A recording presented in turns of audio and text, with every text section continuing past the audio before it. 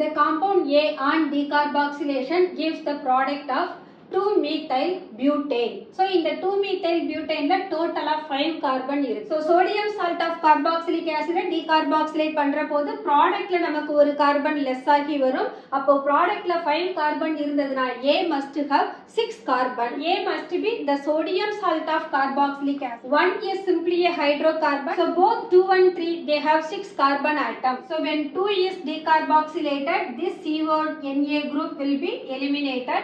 அப்போ இந்த CH2 நமக்கு CH3 ஆ convert ஆகும். So we are getting the product of 2-methyl butane. Now let us take compound 3.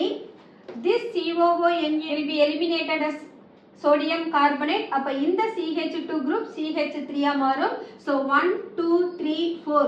Once again this forms 2-methyl butane. So both 2 and 3 on decarboxylation produces 2-methyl butane. So the correct option is 4. உங்களுக்கு இந்த video பிடிச்சிருந்தா like பண்ணி share பண்ணுங்க, comment பண்ணுங்க and subscribe பண்ணுங்க. Thank you.